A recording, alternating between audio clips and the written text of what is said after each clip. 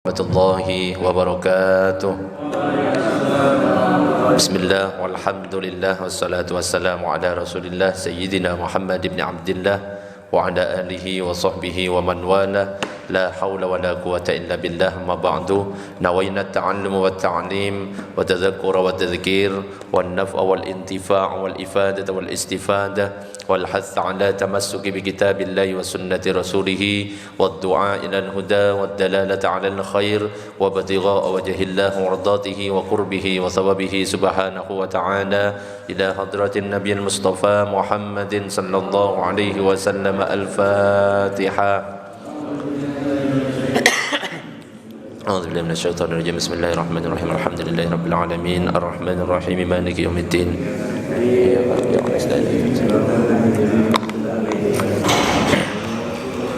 Al-Fatihah berikutnya untuk kita semuanya yang hadir di majelis ini. Mudah-mudahan semuanya diberikan kesehatan oleh Allah, sehat lahir dan batin, qabul hajat-hajatnya semuanya, rizkinya lancar. Jika rizki ada di atas langit diturunkan oleh Allah, rizki ada di dalam bumi dikeluarkan oleh Allah, rizki jauh didekatkan oleh Allah, rizki sulit dimudahkan oleh Allah. Jika kelak wafat dalam keadaan husnul khatimah. Al-Fatihah.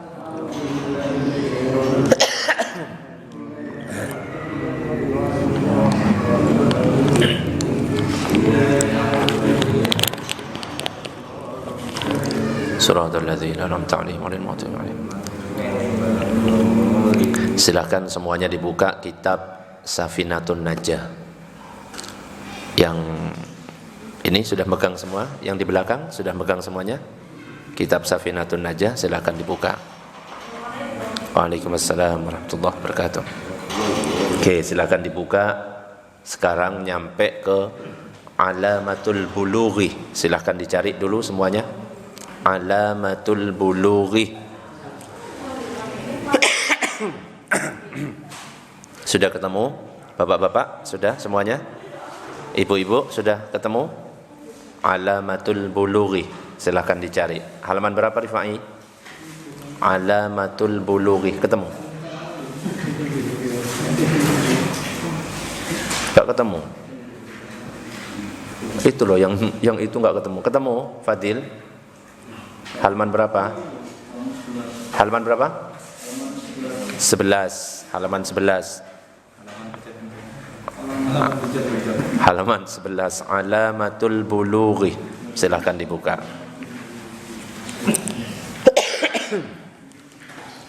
Sudah dibuka halaman 11? Oke, kita mulai. Bismillahirrahmanirrahim. Qala al-musannif rahimahullahu ta'ala wa nafa'ana bihi wa bi'ulumihi fid dharain amin. Faslun, fasal. Alamatul bulughi thalathun. Tanda-tanda balik itu ada 3. Jadi pada pembahasan fasal ini kita akan membahas tentang tanda-tanda balik. Tapi supaya lebih lengkap, tidak hanya balik saja yang kita bahas, yang perlu kita ketahui dulu adalah istilah mukallaf. Ada yang pernah dengar mukallaf itu apa? Apa mukallaf? Hah? Ada yang tahu mukallaf itu apa? Orang yang sudah mukallaf, maka dia itu mendapatkan beban kewajiban. Salat wajib, puasa wajib, zakat wajib. Itu mukallaf. Ada yang tahu mukallaf itu apa? Mukallaf? Balik. Ada lagi? Ibu-ibu, ada yang tahu mukallaf itu apa? Orang yang masuk Islam. Bukan, itu mu'allaf. Beda ya. Beda mukallaf sama mu'allaf. Mukallaf itu ada 4. Disebut mukallaf kalau memenuhi kriteria 4 hal. Yang pertama, berakal.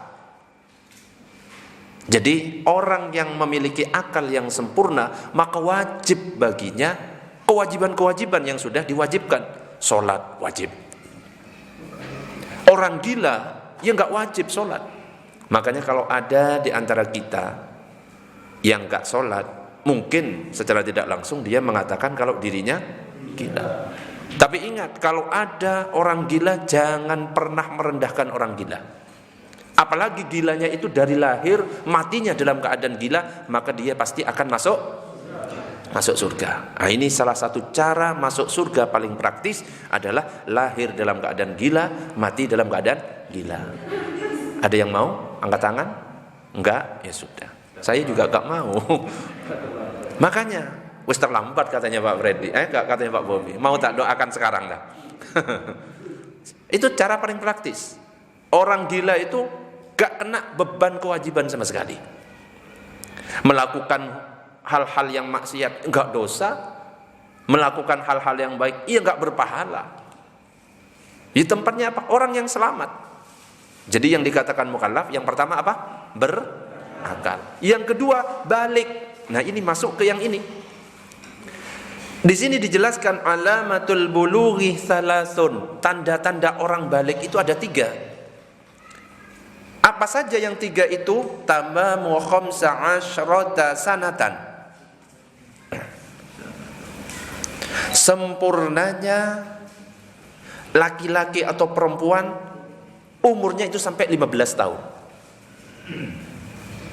Jadi kalau ada orang yang belum pernah mimpi basah, belum pernah haid, tapi umurnya sudah sampai 15 tahun, itu otomatis sudah balik. Bisa difahami sampai di sini? Enggak pernah mimpi basah, sampai umur 16 tahun enggak haid, itu otomatis sudah dikatakan balik. Kenapa? Karena sudah melebihi 15 tahun. Jadi tanda-tanda balik adalah yang pertama, sempurna umurnya 15 tahun. Yang kedua adalah wal ihtilamu fidz dzakari wal untha. Mimpi basah bagi laki-laki, baik itu laki-laki ataupun perempuan, litis isinin, karena umurnya 9 tahun. Nah, yang perlu digarisbawahi di sini ada kalimat umurnya 9 tahun. Jadi kalau ada laki-laki umurnya 9 tahun, 10 tahun mimpi basah, berarti sudah balik. Kalau saya sekarang tanya, umur 7 tahun mimpi basah, balik apa enggak? Enggak, ngompol. Nah, beda. Nek Pak Freddy umur wes kayak gini bilang ngompol, enggak, itu mimpi basah. Paham bedanya? Litis isinin, karena umurnya 9 tahun, batasnya 9 tahun. Begitu juga dengan perempuan. Wal haidu fil untha litis isinin. Haid bagi perempuan karena umurnya 9 tahun. Nah, ini untuk ibu-ibu. Jadi kalau misalkan ada anak usia 8 tahun keluar darah, itu balik apa enggak? Kalau fikih harus tegas, enggak gitu. Balik gitu. Nek masih enggak. Nah, itu berarti kurang paham. Coba saya ulangi sekali lagi. Batasnya di sini umur 9 tahun. Jelas ya? Batasnya di sini umur 9 tahun. Saya tanya sekarang. Kalau misalkan ada anak laki-laki mimpi basah wis celananya, umurnya 7 tahun, balik apa enggak? Enggak, belum. Kenapa? Umur belum sampai 9 tahun. Kalau ada perempuan umur 6 tahun ternyata keluar darah, balik apa enggak? Belum. Kalau umur 10 tahun keluar darah, balik apa enggak? Ya belum tentu. Lihat darahnya, kalau dari hidung namanya mimisan. Dilihat, keluar dari sini kok haid, ya enggak lah, namanya mimisan, ya. Kalau keluar dari kepala bocor. Allahumma shalli ala sayyidina Muhammad. Sing pinter. Nah, nanti itu akan ada tanda-tanda lagi untuk ibu-ibu tentang fikih praktis haid. Ibu-ibu kadang-kadang nggak paham tentang haid, keluar darah nggak sholat. Pak Salman keluar darah kakinya habis jatuh nggak sholat, beda. Bukan haid kalau Pak Salman, tetap sholat. Ya, nggak ada alasan nih Pak Salman. Coba saya pancing dulu untuk ibu-ibu dan bapak-bapak sekalian. Jadi paling sedikitnya waktu haid itu berapa jam? 24 jam. Sing jawab langsung ibu-ibu, berarti paham. Ulangi lagi, paling sedikitnya waktu haid berapa jam? 1 hari atau 24 jam. Ingat-ingat bapak-bapak. Bapak-bapak punya kewajiban ngajari istrinya. Kalau istrinya nggak disuruh ngaji. Kalau istrinya salah tentang masalah ini, yang dosa bapak-bapak. Oke. Kalau standarnya, umumnya berapa hari? 7 hari. Paling lamanya? Oh, 14, 15. Ya, ulangi. Paling sedikitnya berapa? 24 jam. Standarnya berapa? 7 hari. Paling lamanya berapa? 15. Kalau ternyata ada orang keluar darah hanya 12 jam. Hari Senin 12 jam. Hari Selasa 12 jam. Hari Rabu 12 jam keluarnya. Itu haid apa enggak? Kenapa kok tidak? Salah. Repot ini, salah ini, harus ngaji ini. Di total itu, karena maksimal 15 hari. 12 tambah 12 tambah 12, totalnya berapa? Berapa? 12. Jelas lebih 2024. 36. Jadi di total selama jangka waktu 15 hari itu di total. Ustadz, ini setiap hari keluarnya ini cuma 1 jam. Nah, hari pertama keluar 1 jam. Hari kedua 10 jam. Hari ketiga 5 jam. Ibu-ibu itu harus nandai, oh keluarnya 1 jam, 5 jam. Kalau totalnya selama 15 hari itu 24 jam, maka itu dikatakan darah haid. Tapi nggak usah tiap jam dilihat lagi, nggak usah kayak gitu juga ya. Wes nanti untuk fikih haidnya nanti. Allahumma shalli ala sayyidina Muhammad. Itu yang kedua. Jadi saya ulangi, mukallaf itu tandanya ada 4. Yang pertama berakal, yang kedua balik, yang ketiga apa? Yang ketiga, yang ketiga itu sampai dakwah kepadanya. Jadi kalau misalkan ada orang hidup di pelosok desa, nggak ada ustadz masuk ke situ, nggak kenal agama, meskipun dia itu nggak pakai baju, zina dan lain sebagainya, memang nggak ada dakwah masuk ke situ, itu adalah orang yang selamat. Selamat orang itu. Ya kenapa? Nggak ada dakwah masuk ke situ, meskipun dia berakal, meskipun dia balik, tapi nggak ada ustadz yang masuk ke situ sama sekali.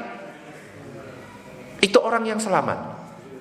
Jadi kalau misalkan sudah ada dakwah, misalkan di Nizar Mansion, di Star Safira, daerah Taman, Bohar, Sukodono, itu sudah banyak ustadz, dakwah sudah masuk di situ. Kita pura-pura nggak tahu, dosa kita dihitung. Tapi kalau memang benar-benar di pelosok desa, cuma pakai koteka, Pak Freddy di sini Pak mau pakai koteka, ya nggak bisa. Ya. Itu orang selamat. Jadi harus sampai dakwah kepadanya. Itu yang ketiga. Yang keempat adalah selamat pendengaran dan penglihatan. Selamat pendengaran atau penglihatan, bukan dan. Kata ini sudah mempengaruhi. Selamat pendengaran atau penglihatannya. Pakai kata atau, gak boleh pakai dan. Artinya apa? Kalau salah satu dari pendengaran atau penglihatan ini ada yang normal, maka dia tetap ada kewajiban. Tapi kalau dua-duanya, pendengaran gak baik, penglihatan gak bisa, itu juga orang bebas. Jadi kalau ada orang buta plus tuli, itu gak kena beban kewajiban. Faham? Gak wajib sholat. Kenapa? Bagaimana dia mau sholat sedangkan dia gak tahu? Bagaimana dia mau sholat sedangkan dia gak mendengar? Bagaimana mendapatkan informasi tentang masalah agama? Tapi kalau selamat salah satu, dia bisa mendengar tapi nggak bisa melihat, tetap dia ada kewajiban, ya, karena bisa dengan pendengaran. Atau penglihatan bisa tapi nggak mendengar, tetap karena dia bisa melihat, ada kewajiban. Tapi kalau dua-duanya, maka dia orang yang selamat. Itu ciri dari mukallaf. Coba yang pertama apa? 1, akal. 2, yang ketiga sampai dakwah kepadanya. Yang keempat selamat penglihatan atau pendengaran. Nah kalau misalkan di sini nggak ada dakwah masuk sama sekali, selamat. Ya sama kayak bapaknya Nabi, ibunya Nabi, itu belum ada Nabi itu yang menyampaikan dakwah di situ. Itu masa kekosongan, gak ada dakwah masuk sama sekali. Dakwahnya Nabi Ibrahim itu sudah mulai terkikis, habis di situ. Makanya dikatakan sebagai ahli fatrah. Dan ahli fatrah itu masuk surga, selamat. Makanya kalau ada ustadz yang mengatakan ibu Nabi, bapak Nabi masuk neraka, berarti dia nggak paham tentang istilah ahli fatrah. Di dalam Quran padahal sudah jelas, wa ma kunna mu'adzibina hatta nab'atsa rasula. Allah itu gak akan menyiksa sampai Allah itu mengutus Rasul. Nah, antara Nabi Isa ke Nabi Muhammad itu berapa ratus tahun itu. Itu masa kekosongan. Ya. Kalau nabi-nabi yang lain itu ada yang berbarengan. Nabi Ibrahim itu berbarengan. Ada Nabi Ismail di situ, ya kan? Ada Nabi Ishak, ada Nabi Lut. Itu satu masa semuanya. Cuma di area yang berbeda dan nggak boleh keluar dari area. Nabi Ibrahim di sini misalnya di Nizar, Nabi Lut di Star Safira sebelah sana, dan tidak boleh keluar kalau nabi-nabi yang lain. Nabi Ismail di sini, ini. Jadi banyak nabi itu posisinya di mana-mana. Tapi ketika Nabi Muhammad itu untuk semuanya, enggak cuma cukup untuk satu daerah. Ini luar biasanya Nabi Muhammad. Allahumma shalli ala sayyidina Muhammad. Oke, sebelum dilanjutkan, ada pertanyaan tentang istilah mukallaf, berakal, balik, sampai dakwah, selamat penglihatan atau pendengaran. Silahkan kalau ada pertanyaan. Silahkan kalau ada pertanyaan. Monggo sebelum dilanjutkan. Jadi, ya, monggo. Ada daerah yang tidak masuki pendakwah. Kemudian itu yang salah yang mana? Dakwahnya. Yang salah pendakwahnya atau gimana? Ya. Ada daerah berdakwah itu hukumnya apa? Saya tanya. Wajib itu ada dua. Ada wajib ain, ada wajib kifayah. Saya tanya sekarang, lebih terperincinya, wajib ain apa wajib kifayah? Kifayah. Kalau sudah ada sebagian yang berdakwah, maka yang enggak masuk ke pelosok itu gugur dosanya. Makanya kita ini harusnya saling melengkapi. Ono sing bagian ceramah kayak gini, ada yang bagian ngetok-ngetok pintu, ada. Makanya harus berterima kasih ke orang yang masuk ke itu. Ya, jamaah tabligh itu bagian yang mewakili kita. Ya, jadi kita itu gugur dari fardu kifayah kita itu. Ya, masuk ke pelosok. Betul? Ngetoki pintu. Meskipun dulu waktu di ITS saya kunci pintu. Kau tak boleh masuk. Orang saya main PS diganggu, diajak sholat. Assalamualaikum gitu. Yang tak ceritakan, pernah saya waktu kuliah di ITS diketoki sama jamaah tabligh. Assalamualaikum, monggo mas ke masjid. Hari pertama ikut, wah kena. Hari kedua, assalamualaikum, tak kunci pintu, main PS di dalam saya. Ya namanya ustadz ya harus. Makanya saya bilang nakal dikit lah ya, ojo baik kayak Rifai ini terlalu baik. Makanya tak bilangin sedikit sekali-sekali yang ngelirik cewek gitu loh Rifai. Coba jangan ditiru ya, gak boleh kayak gitu itu. 3 hari ikut saya. Hah? Iya langsung berubah. Kalau ikut Pak Freddy, wes ngerokok di warung kopi wes. Sekali-sekali gak apa-apa. Les ke Pak Freddy ya. Ya enggak, apa-apa baik ya. Nakalnya nanti keluar. Akhirnya apa? Ternyata saya kena hukum karma. 1 bulan kemudian yang satu kamar dengan saya malah jamaah tabligh di dalam. Akhirnya tiap hari dibangunkan. Itu dulu itu. Ya, waktu kuliah. Tapi sekarang harus tobat ustaznya ya. Allahumma shalli ala sayyidina Muhammad. Jadi kalau misalkan enggak ada yang masuk, kita dosa semuanya. Ya, karena hukumnya fardu kifayah. Yang dosa siapa? Ya harusnya ya umat Islam ini yang dosa. Kalau enggak ada yang masuk, itu dosa semuanya. Makanya berterima kasih kepada yang bagian ngetok, kepada yang bagian berceramah seperti ini harus berterima kasih. Ya.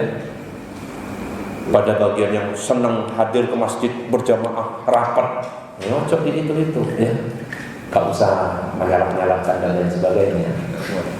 Harusnya itu saling melengkapi dan tidak menyalahkan. Tapi sekarang ini yang ada merasa kelompoknya paling benar. Ini yang akhirnya pecah umat Islam ini. Oke, ada pertanyaan yang lain? Monggo, silakan sebelum dilanjut.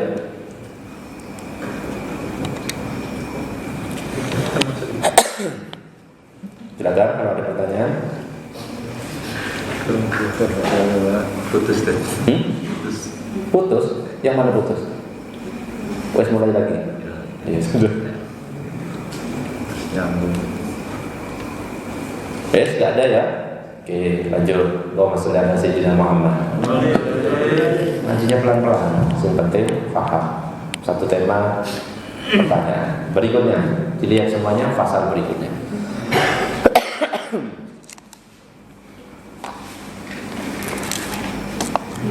Dan kalau dakwah itu ojo ngawur, dakwah itu ada caranya. Ud'u ila sabili rabbika bil hikmah wal mau'izatil hasanah. Ajak orang itu ke jalan Allah dengan hikmah dan nasihat yang baik. Kasih nasihat yang baik. Dakwahi mau bilang kafir, murtad, bid'ah, ya akhirnya enggak masuk ke dalam hati. Ya, dakwah itu dengan cara yang santun. Islam itu adalah Islam ramah, bukan Islam yang marah. Ya, itu yang harus digarisbawahi. Oke, lihat lagi berikutnya. Faslun fasal. Syurutu ijza'il hajari thamaniyatun. Syarat dianggap mencukupinya beristinja dengan batu itu ada 8. Saya tanya, istinja dengan batu, kalau sekarang posisinya air sedang banyak, boleh apa enggak? Air itu banyak. Boleh. Tapi saya memilih batu, boleh apa enggak? Boleh. Ada yang bilang enggak boleh, ada yang bilang boleh. Saya nanya ibu-ibu dulu, boleh apa enggak ibu-ibu? Boleh. Ini ibu-ibu apa mbak-mbak? Mbak-mbak, boleh apa enggak? Boleh. Enggak boleh. Bapak-bapak, boleh apa enggak? Sensasinya beda. Harus dibedakan istinja dan tayamum. Kalau tayamum itu tidak boleh pakai tanah kalau misalkan masih ada air. Ya. Tidak boleh pakai tanah kalau misalkan misalkan masih ada air.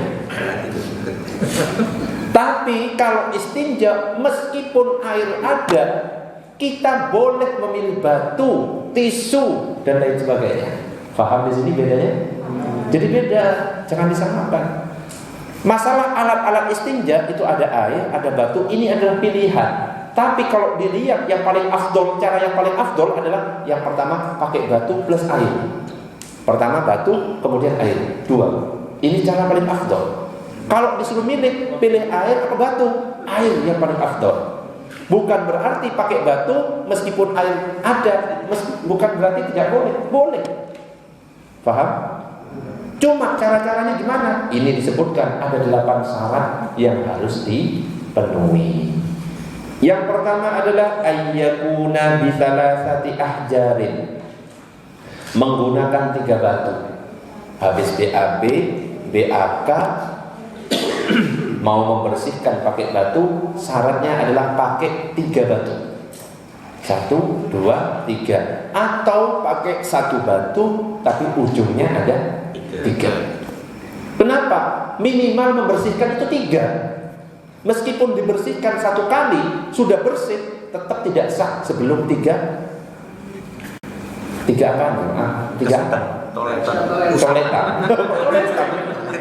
3 apa namanya? Di toilet. Enggak enak. Usap. 3 usapan. Ya.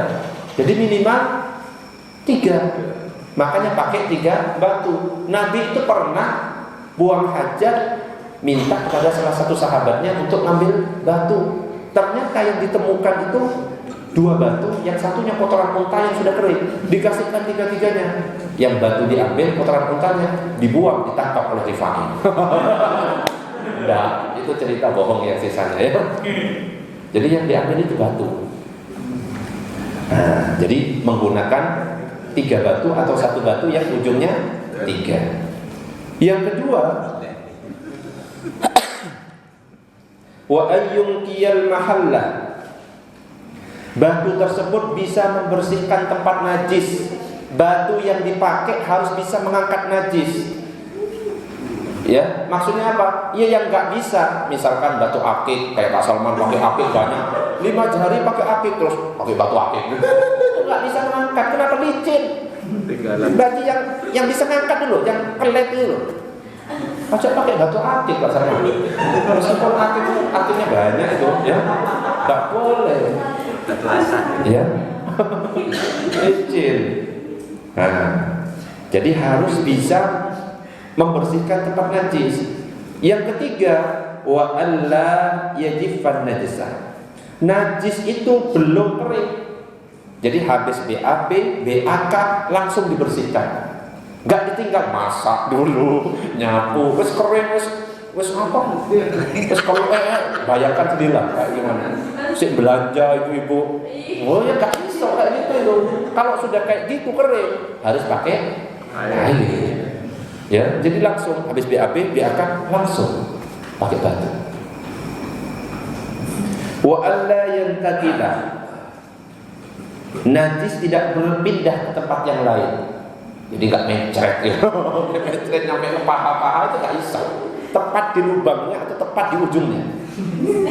Nggak usah dipraktekkan, nggak usah. Mbak nggak usah ketawa. Jadi nggak belepotan gitu ya. Jadi cukup keluarnya ya di situ aja. Pak Muhid bisa membayangkan, bayangkan sendiri aja ya. Nah.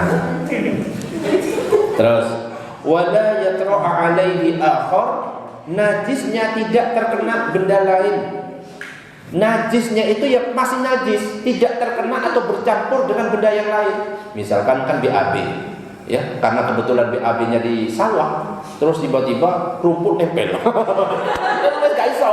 Paham?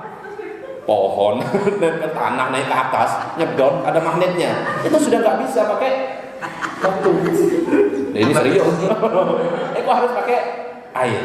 Paham ya, Mbak? Paham? Harus dipahami. Ini serius loh ya, bukan pelajaran jorok. Ini memang ada di kitab. Wa alla yujawiza safhatahu wa hasyafatahu. Najisnya tidak di luar area lubang anus dan unsur kemaluan. Jadi tepat, gak nyampe ke mana gitu ya. Saya kok bingung saya menjelaskannya ini jadinya. Gak nyampe ke pipi-pipinya gitu loh, ya paham? Gak nyampe ke batangnya, ya akar dan lain sebagainya. Cukup, terus bayangkan sendiri. Saya kok mau jelaskan kok repot jadinya. Mau saya belum balik soalnya. Allahumma shalli ala sayyidina Muhammad. Tak minum. Ini kok pembahasan ini. Dan lanjut. Wa alla yusibahu ma'un. Tempat najisnya tidak terkena air. Jadi najisnya masih murni najis, tidak kesentuh air sama sekali. Itu masih boleh pakai batu.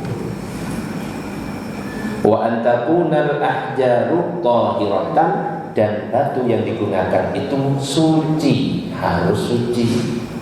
Jadi yang bisa dipakai tidak hanya batu dan kawan-kawan sebenarnya. Syaratnya itu benda kering. Tisu boleh dipakai, ya kayak di mall-mall. Tapi syaratnya tisu yang dipakai, ini mbak-mbak biasanya, ibu-ibu biasanya kalau membersihkan kotoran anaknya itu pakai tisu basah biasanya ya. Itu najis semuanya. Terus sholat gendong anaknya yang dicuci, yang dilap pakai tisu basah, itu malah berarti dia sholat mengangkat najis tidak sah. Jadi tisu yang dipakai adalah harus tisu kering.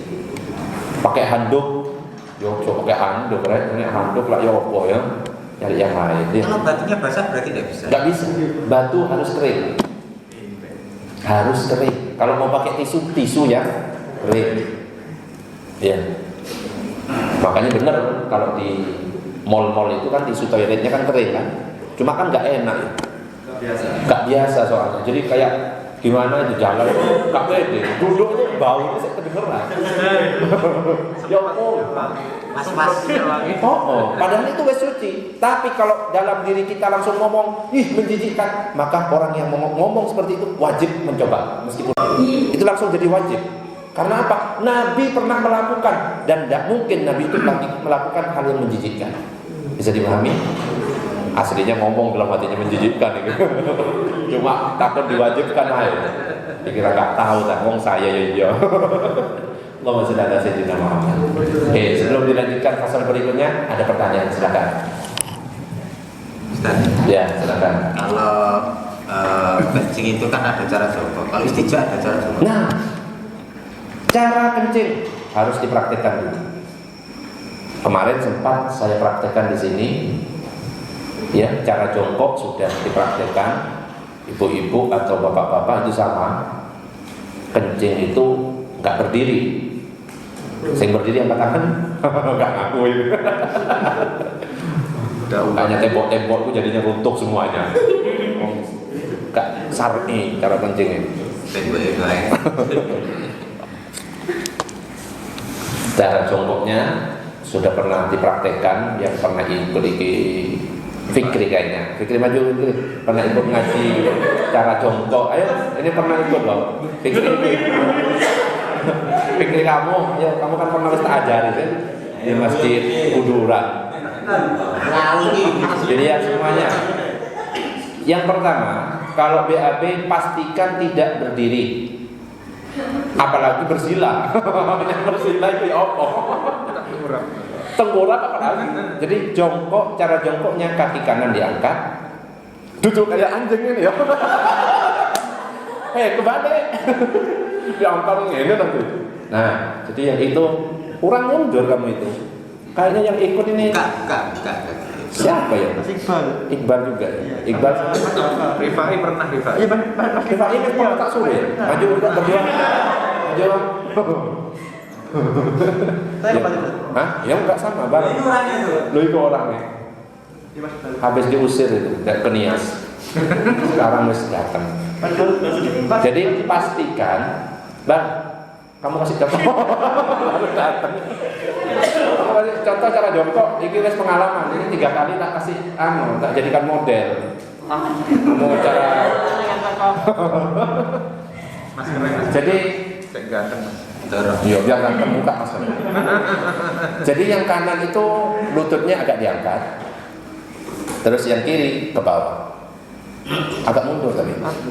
Terus dada ditekankan ke yang kanan, agak. Paham? Iya. Jadi ditekankan ke kanan. Nah, itu pipis, habis itu. Pipis yang Pipis itu. Ketika sudah langsung diputer. Ganti. Nah, jadi yang ini yang diangkat sekarang itu nanti akan keluar lagi pipis. Ya, diputar. Tapi enggak usah dilanjutkan, dijilat dicelupin.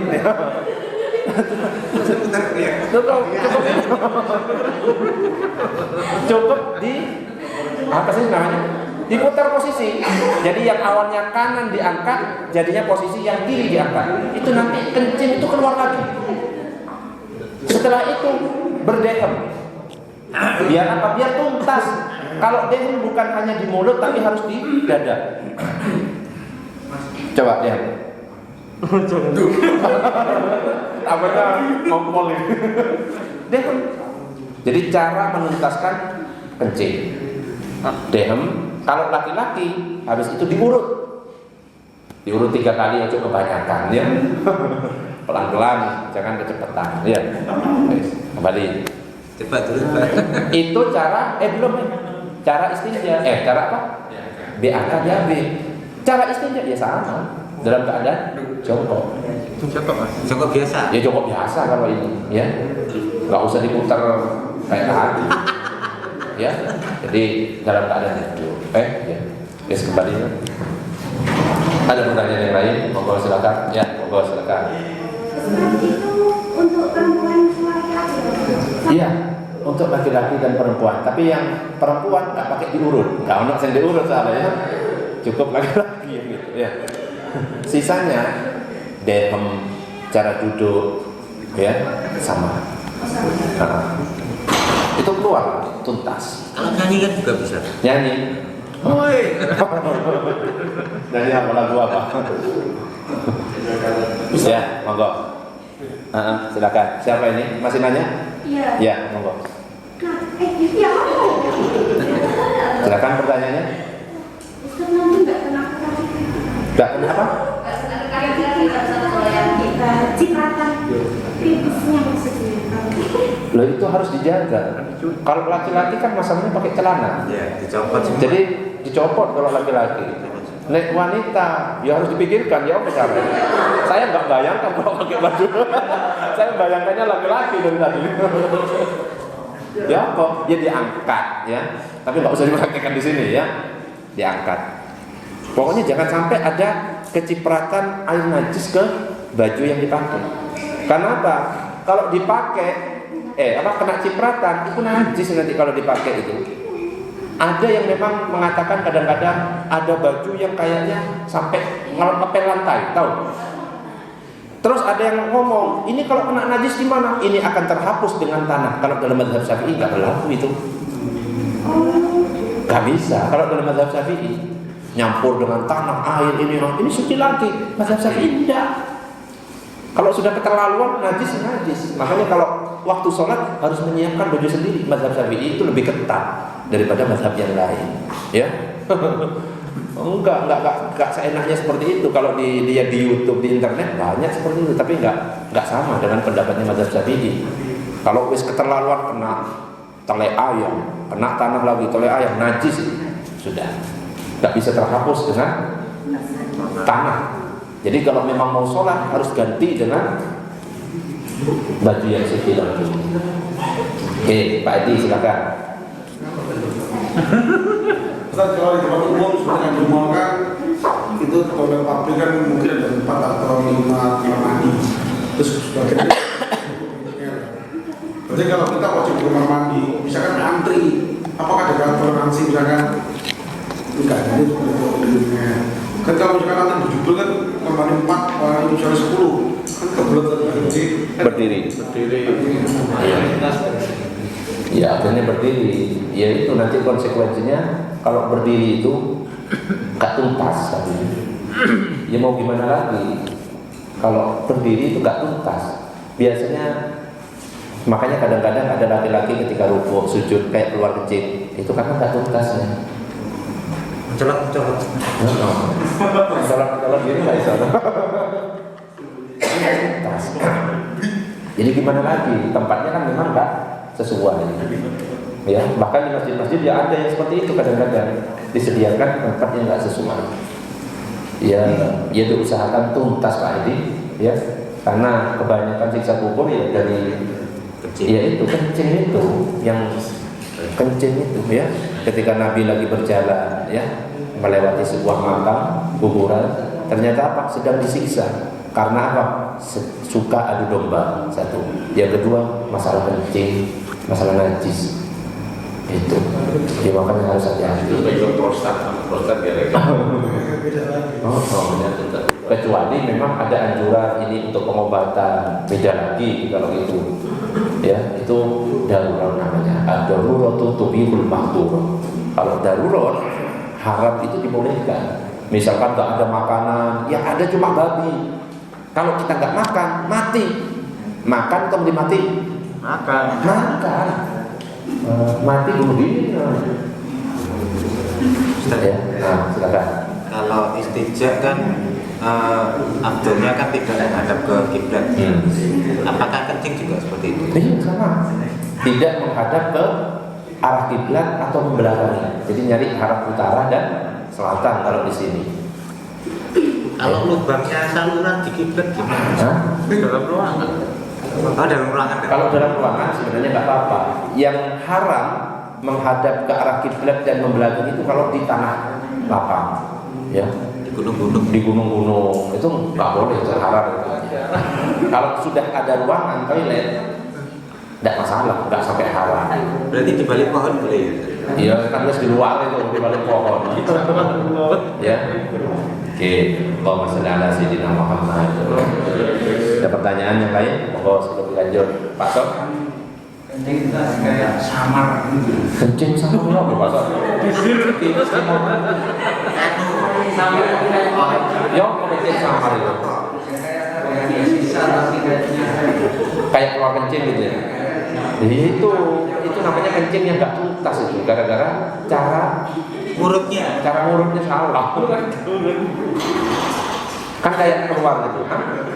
Kencing Pak? Ya najis meskipun cuma dikit cek, najis. Ya. Jadi ada 4 yang keluar dari kemaluan.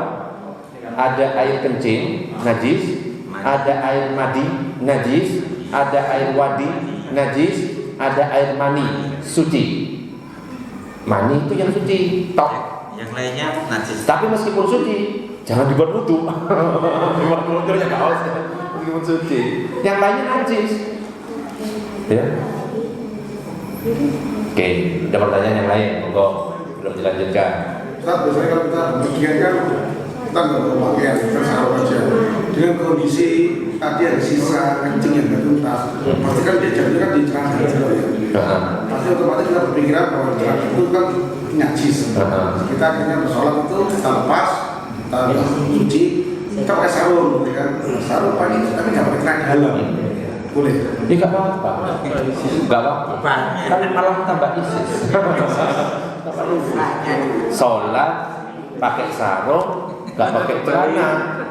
Apakah sah? Sah. Nggak apa-apa ya. Daripada pakai celana tapi yang najis. Paham? Lebih baik dibuka. Ya. Auratnya laki-laki itu dari mana ke mana? Pusar ke lutut. Apakah boleh saya sholat cuma sarungan tok? Boleh. Cuma kurang ajar kan? Kalau auratnya perempuan dari mana ke mana? Seluruh badan seksual wajah tangan dan kaki. Kalau dalam kitab Fathul Qorib, auratul mar'ati jami'u badaniha, semua badan, nggak ada pakai kecualinya. Kalau dalam kitab Fathul Qorib, makanya dalam mazhab Syafi'i hukum pakai cadar itu wajib. Dalam mazhab Syafi'i cukup mata tok, bahkan matanya nggak ada. Itu pendapat pertama dari mazhab Syafi'i. Pendapat yang kedua mengatakan sunnah kecuali wajah dan telapak tangan. Itu dalam mazhab Syafi'i. Jadi mazhab Syafi'i saja beda. Tapi kalau antara sesama perempuan, coba saya tanya, di mana auratnya? Itu kalau di apa namanya? Apa ini? Ajnabi. Kalau di depan ajnabi, semua badan kecuali telapak tangan. Tapi kalau sesama perempuan, di mana? Pusar sampai lutut. Jadi misalnya mbak-mbak cuma pakai handuk pusar sampai lutut sambil rujaan, nggak masalah sebenarnya. Cuma kan aneh ya. Tapi itu harus di depan sesama perempuan. Bawa saudara sini nama Muhammad. Ada pertanyaan yang lain? Silakan. Entah ini ya. Salat. Itu kalau pakai panjang, celana panjang. Sepertiga itu orang kayak sarung, nah kan segini. Kayak celana pendek gitu kan. Maksudnya kayak Lebih panjang. Sarung celana. Mata kaki. Iya, sarung. Ketutup sampai bawah. Ya. Pakai celana ketutup sampai bawah. Ya, isbal. Jadi kalau teman-teman salafi itu mengatakan isbal itu hukumnya haram. Kalau dalam kita dari pendapat kita nggak langsung haram kecuali diiringi dengan kesombongan. Jadi haramnya itu karena kesombongan. Wong Abu Bakar aja ya pernah bertanya kepada Rasulullah ketika Rasulullah menegur seseorang itu masuk neraka karena sampai melebihi mata kaki. Abu Bakar langsung takut, loh, ya apa ya Rasulullah? Ini sarung saya ini sering melorot sampai ke bawah mata kaki karena saya kurus. Tidak, karena kamu tidak ada kesombongan di dalamnya. Makanya kalau dalam menurut ulama kita tidak sampai haram. Kalau diiringi kesombongan haram. Tapi memang kalau mau sunnahnya di atas mata kaki itu sunnahnya enak, banjir, nggak usah ngangkat-ngangkat, enak kan? Ya. Ustaz, Ya. jadi nanti pada waktu pakai sarung dan pakai celana, kalau saya sering lihat pada waktu sujud itu kelihatan matanya. Itu yang bikin dia jadi nggak sah. Jadi batalnya itu kalau misalkan dilihatnya itu secara normal, bukan sampai dipaksa-paksa melihat gini. Dipaksa-paksa nggak masuk. Jadi ada rinciannya di situ. Jadi kalau dipaksa-paksa, kelihatan, tetap kelihatan. Meskipun pakai celana, tak paksa gini kelihatan. Ya, jadi itu tidak sampai yang membatalkan, karena pemandangannya itu secara kelaziman seseorang melihatnya itu seperti apa? Oh, nggak kelihatan. Sudah, bukan yang dipaksa itu loh kelihatan. Nggak sampai seperti itu. Ya. Apa bolongan sarung itu seberapa yang tidak sadar? Bolongan sarung kalau masih di antara pusar dan anu, yang penting kelihatan kulitnya, nggak sah. Misalnya bolongnya di sini, ini kan di aurat. Atas bolongannya. Bolongan di mana? Hah? Misalnya Ya wes, pokoknya bolong kelihatan aurat tidak sah.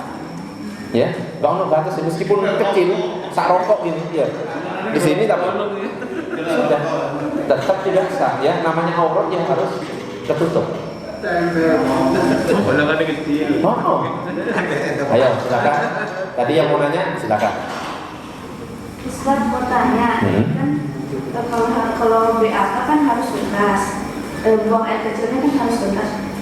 Kalau misalnya ada ayam-ayaman itu gimana? Kan bisa sedikit-sedikit terus ada lagi pipis lagi itu gimana?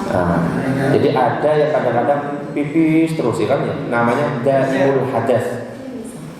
Apa namanya istilahnya? Kok nggak keren anyang-anyang?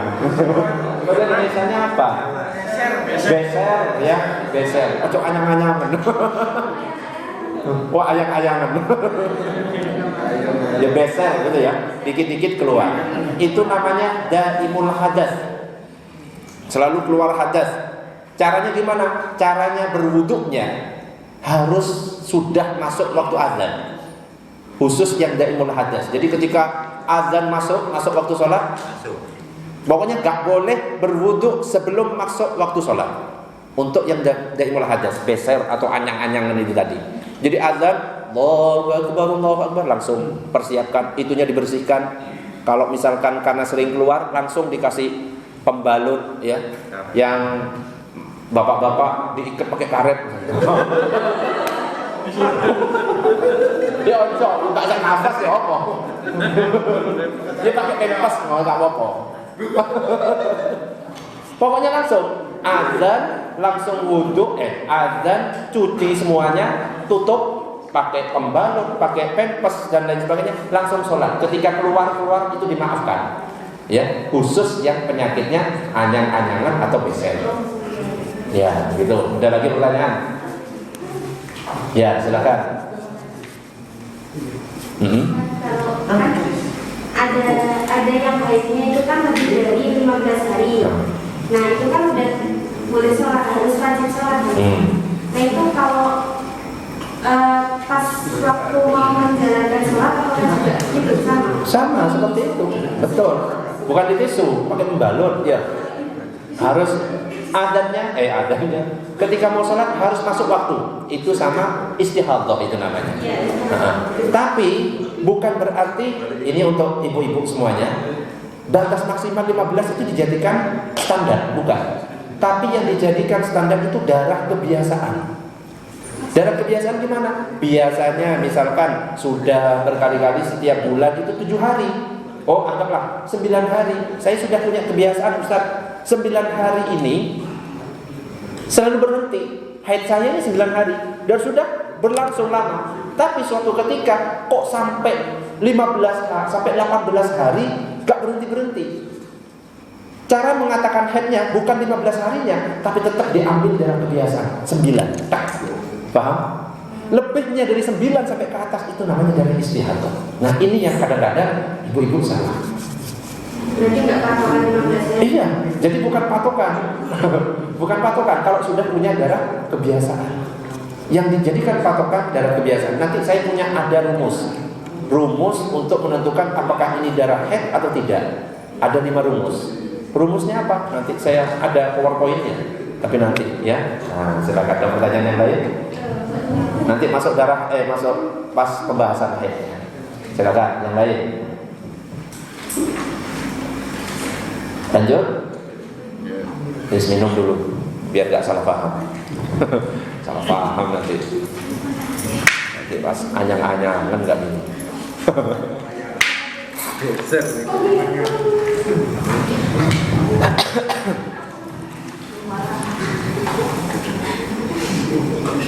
Apa ini pembahasan berikutnya?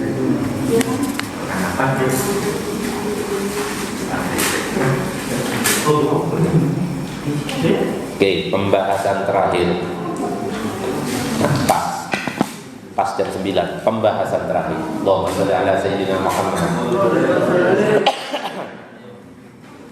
Oke, silahkan dibuka. Berikutnya adalah furudul wudu. Sudah ketemu? Pembahasan terakhir. Faslun fasal. Furudul wudu'i sittatun.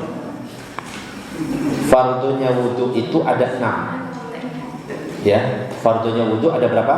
6. Namanya fardu kalau misalkan tidak dipenuhi tidak sah. Yang pertama adalah al-awwal, yang pertama an-niyatu, yaitu niat. Jadi yang pertama niat. At-tsani ghuslul wajhi.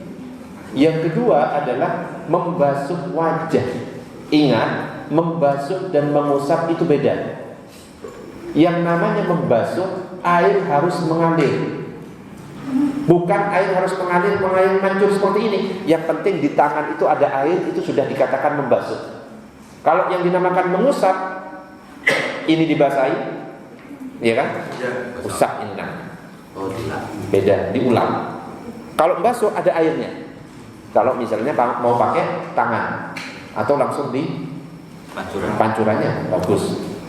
Jadi membasuh wajah. Yang kedua, wajah itu batasnya, coba dilihat, perhatikan, dari batas tumbuhnya rambut sampai dagu. Sampai dagu. Tapi untuk memastikan di bawah dagu wajib dibasuh. Nah, ini yang kadang-kadang cuma sini tok. Batasnya memang sampai sini, tapi yang bawah ini wajib dibasuh untuk memastikan semuanya terbasuh. Jelas? Untuk kanan kirinya dari telinga, ini kan ada apa ini namanya? Cuping kan?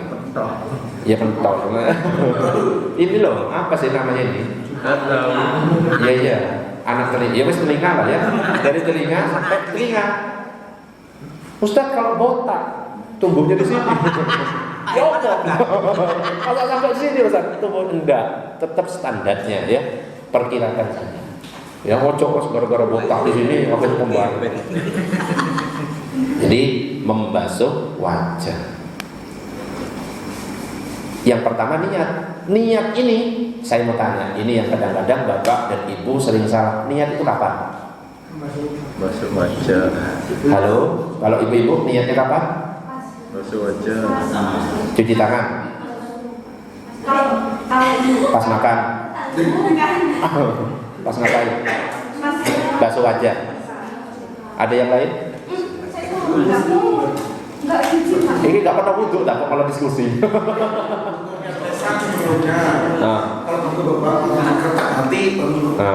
Sebenarnya pembahasan masalah niat ada di bawahnya lagi. Coba dilihat. Bawahnya ada fasal di situ. An-niyatu, ada kan?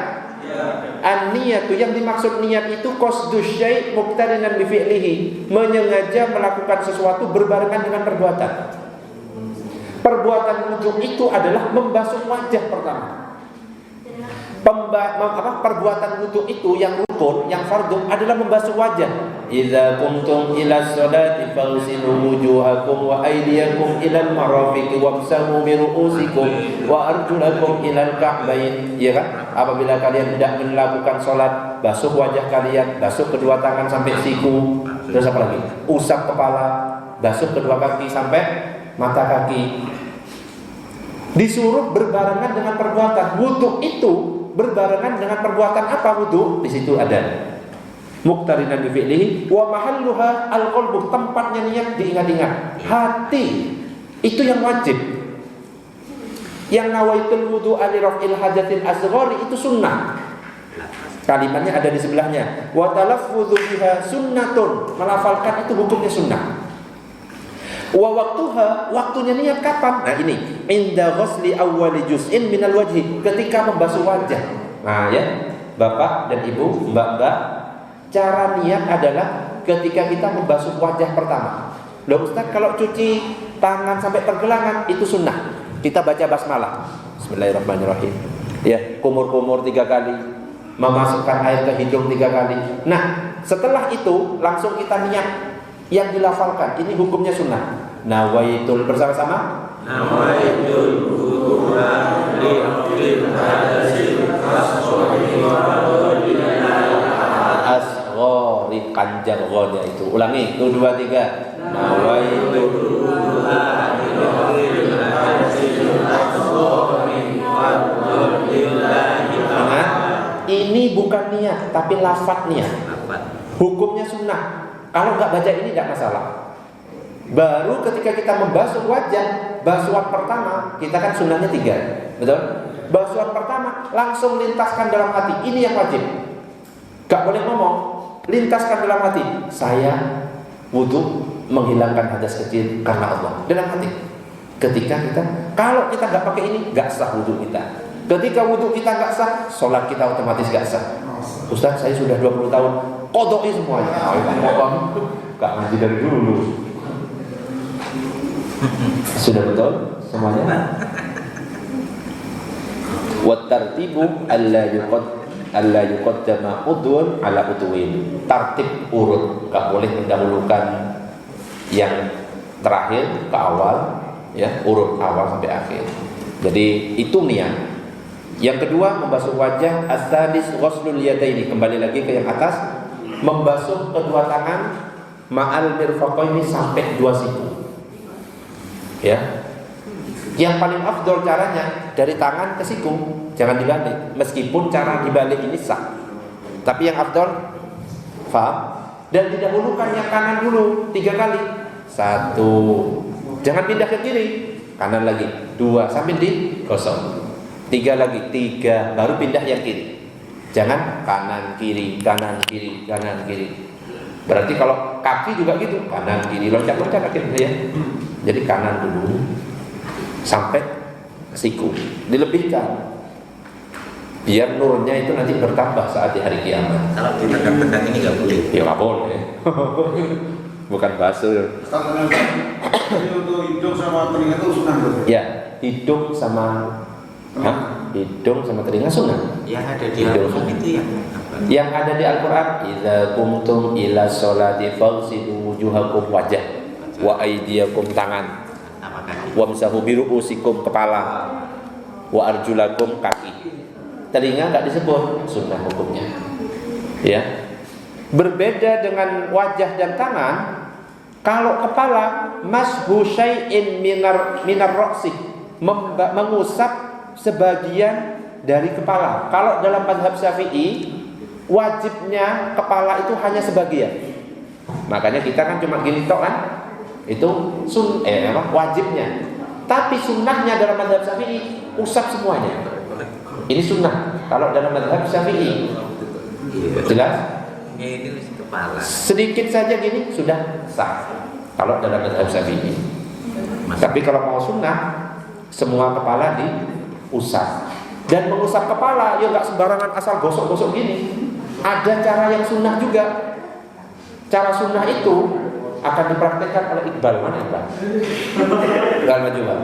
Bang sudah praktek sekitar 5 kali ya, mengusap kepala. Nah ini kita coba praktekkan cara mengusap kepala kalau mau sunnah seluruh kepala. Sekaligus pamer potongan baru. Dibuka kepala.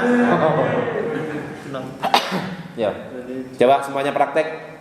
Jempol di apa ini namanya? Pelipis, dan jangan dipindah. Jempol kanan, jempol kiri jangan dipindah meskipun ketika diputar. Tengah disambung.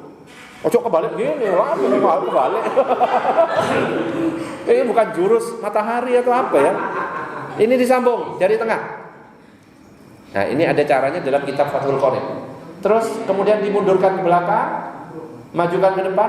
Ini tetap ojo pindah-pindah. Supaya tetap. Kalau dalam mazhab Syafi'i dipisah antara kepala dan telinga. Ini 3 kali. Seret 1. Ini mazhab Syafi'i dipisah. Baru telinga. Kalau telinga caranya coba pastikan semuanya. Jangan masukkan ke telinga orang ya. Telinga sendiri pastikan. Masukkan ke dalam. Sebelum kita memutar pakai jempol, ini diputar di lipatan-lipatan. Baru ketika lipatan-lipatan sudah dibersihkan, masukkan pas ke lubang. Baru diputar. Enggak pakai dijilat dan dicelupin. Ya. Itu 3 kali. Sudah jelas? Itu telinga. Terus wal khamis, yang kelima, ghuslur rijlaini ma'al ka'bain, membasuh 2 kaki sampai mata kaki. Wajibnya itu sampai mata, lebihkan sampai betis. Ya, biar cahayanya tambah banyak. As-sadisu at-tartibu, yang keenam adalah tertib, harus urut. Wallahu a'lam bishawab. Ada pertanyaan? Silakan tentang masalah wudu. Silakan. Ada saya lihat terus kanan kiri juga sah. Itu sah. Cuma kurang afdol. Cara yang afdol sebagaimana dalam kitab Kifayatul Akhyar itu, ya, syarah dari kitab Takrib. Ini kanan dulu, sama kaki juga, kaki kanan dulu. Meskipun ini kanan kiri kanan sah, tetap sah. Kanan lagi. Iya, 3 kali. Nah, ya. Tapi umumnya rambut. Iya, sah ini. Memang cuma sebagian. Kalau mazhab Syafi'i sebagian, bahkan nggak harus ke ubun-ubun, di belakang sini loh, nggak apa-apa. Belakang. Yang penting rambutnya itu ada di kepala. Kalau rambut yang panjang misalnya di sini, terus diambil yang di luar kepala, itu tidak sah. Jadi yang ada di batas kepala, mau di belakang, sudah sisiran, sudah pakai kopiah, pakai belakangnya sini, tidak apa-apa. Bahkan dalam mazhab Syafi'i ada pendapat yang mengatakan 1 helai rambut sudah sah. Ada lagi yang mengatakan minimal 3 helai. Ojo terlalu sedikit lah ya, ini aja juga. Wis aman gini. Iya, wis aman gini. Kita tanya, Ya, ini kan sebetulnya wudu itu menghilangkan najis. Gimana? Menghilangkan najis. Wudu. Iya, menghilangkan najis kecil. Dan kalau misalnya gitu, kalau pakai topi, biasa pakai topi. Kalau orang bekerja asal dia nggak pakai topi, cuma gini top. Jadi kan maksud daripada wudhunya nggak tercapai gitu. Kalau sapi kan biasanya orang selalu pakai. Wudu itu bukan untuk menghilangkan najis, tapi hadas kecil. Beda antara najis dan hadas. Najis tidak bisa membatalkan wudu. Kita sudah punya wudu, kesentuh najis misalnya, bukan berarti wudu kita batal terus ngulang wudu, enggak. Ya, tapi tinggal dicuci najisnya, nggak ada hubungannya. Terus kalau misalnya nggak pakai kopiah, apakah ini tetap mencukupi? Mencukupi, karena dalam mazhab Syafi'i hanya sebagian saja. Ulama 4 mazhab itu beda, ya. Kalau mazhab Syafi'i sebagian, terserah sebagiannya, mau di sini, mau nggak pakai topi, mau pakai topi, sah tetap. Kalau mazhab Hanafi 1/4, nah, ukuran ubun-ubun itu mazhab Hanafi. Mazhab Maliki dan mazhab Hambali wajib semuanya. Itu ya. Kalau misalkan tidak semuanya, mazhab Maliki dan Hambali tidak sah. Nah, itu bedanya. Tapi kalau mazhab Syafi'i, ya wes, pokoknya sebagian dimanapun, keadaan apapun tetap mencukupi. Yang penting ada di batas kepala. Silakan, ada pertanyaan? Yang lain, silakan, Mas Fauzi. Bulan puasa itu datang, maksudnya lebih mengutamakan fardunya saja atau termasuk sunnahnya?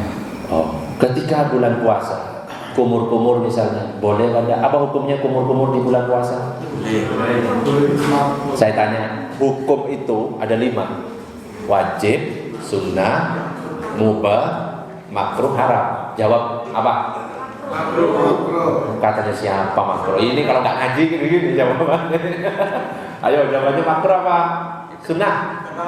Tergantung. Kalau misalkan kumur-kumur, hal yang sunnah di dalam wudu itu tetap sunnah dilakukan meskipun dalam keadaan puasa. Kumur-kumur tetap hukumnya sunnah. Yang penting satu syaratnya, tidak korupsi.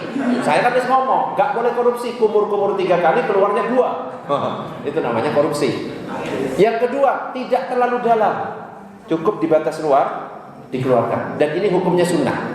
Jadi nanti ada hukum memasukkan sesuatu ke mulut ketika berpuasa, dan hukumnya itu macam-macam. ada kalanya hukumnya wajib, ada kalanya hukumnya sunnah, ada kalanya hukumnya makruh, ada kalanya hukumnya haram. Itu memasukkan sesuatu ke mulut dalam keadaan puasa. Bahkan ada yang hukumnya sunnah. Nanti akan dibahas ketika fikih puasa. Karena memasukkan sesuatu ke mulut belum tentu batal. Ya. Kan berkali-kali ketika kita mau masuk puasa pasti tak kaji kan masalah fikih puasa. Syaratnya apa? Membatalkan puasa itu memasukkan dan selama tidak menelan, meskipun misalkan mbak-mbak ada adiknya makan es krim di pagi hari nggak habis, kita ambil masukkan sampai maghrib. Selama nggak ditelan nggak batal, cuma makruh. Beda lah ya, batal sama makruh beda. Makruh. Terus sampai maghrib kuat, nggak batal. Sampai ngembung. Iya. Sampai ngembung gitu. Nggak batal. Kalau mau ditanya batalnya, tidak batal. Jelas ya? Tidak batal, cuma makruh. Yang penting itu nggak ditelan. Terus wes gini-gini ada petir, ketelan, batal. Kenapa? Disengaja soalnya dimasukkan ke dalam mulut. Ini sering saya kaji, cuma banyak yang lupa. Sama kayak ngopil. Ayo, ngopil itu batal Wanda? Ayo. Ayo, si Raja Opil yang biasanya ahli ngopil. Ini yang enggak, ini pembelaan ini. Pembelaan diri karena sudah biasa batal Wanda? Ngopilnya kejeram ya. Ada ukurannya. Ngupil yang membatalkan berkali-kali saya sampaikan. Kalau ukuran ngupilnya itu sekelingking yang dimasukkan, batas masuknya kelingking, tidak batal. Nah, ini kabar baik untuk yang biasa ngupil.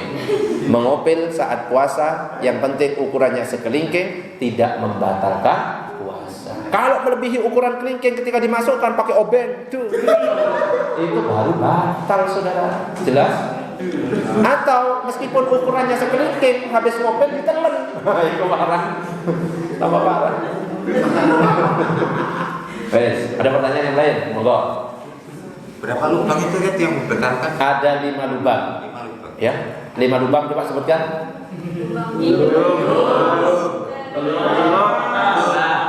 Coba urut lah, masa harus hidung, mulut, terus hidung.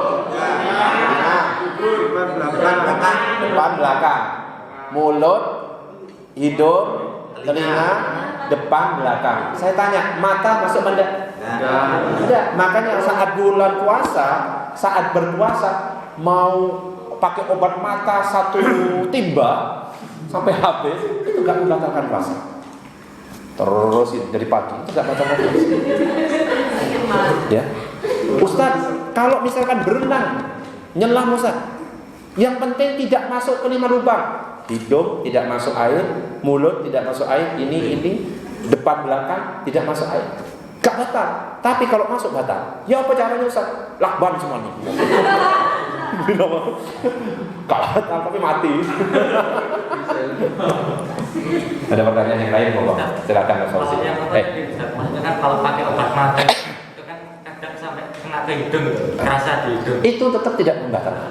Tidak membatalkan. Kenapa? Ini bukan termasuk 5 lubang yang kalau dimasuki batal. Meskipun ada rasa-rasa kok kayak gitu ya kan? Enggak batal, tetap tidak batal. Ada pertanyaan yang lain? Ya, silakan. Untuk hidung itu tadi, adakah ketentuan misalkan harus pakai keran? Kalau misalkan kalau di masjid kan sudah ada keran. Kalau misalkan di hotel-hotel itu kan nggak ada wudhu, dia ada wastafel, di shower itu nggak ada apa-apa ya? Nggak apa-apa. Wastafel pakai yang boleh, pakai gayung pun boleh, bebas. Ya, nanti akan dibahas tentang jenis-jenis air ini. Nanti ada air sedikit, air banyak. Air 20 lah itu gimana ya? Kalau air sedikit ternyata kecipratan bekas wudu, apakah jadi mustakmal apa enggak? Itu nanti akan dibahas. Ada pertanyaan yang lain? Silakan. Tapi beda. Apa? Tapi beda. Ya, silakan. Kita gini ya, mungkin habis semua mengalami hal ya. Kalau kita untuk misalkan mau bersedekah atau sedekah itu kan kita hitung-hitungan terhadap pahala rasa Allah. Saya dulu pernah ngomong kita harus tadi dalam mensiasati perhitungan pahala saja. Lebih ideal Ustaz. Misalkan kita punya anak atau misalnya kita punya barang-barang anak kecil itu kadang-kadang kan kalau sudah dipakai kan akhir tadi ya, itu pahalanya lebih besar dikasihkan saudara kita yang membutuhkan atau dikasihkan ke yatim piatu atau miskin yang kecil. Kalau itu kan pahala itu besar banget. Ya, sedekah. Sedekah itu yang utama itu kerabat kita yang didahulukan. Ya, yang dekat dengan kita. Baru ke orang lain. Kalau ke kerabat itu dapat 2 pahala.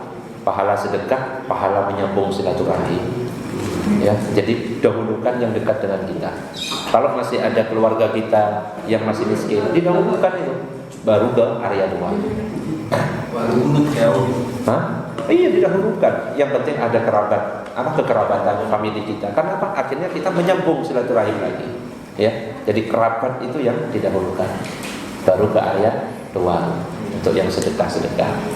Bagi yang mau sedekah, ya, sedekah nasi bungkus bisa dititip ke rumah itu di belakang ya. Nah, yang di-share di grup boleh dititip ya. Ada pertanyaan yang lain? Silakan.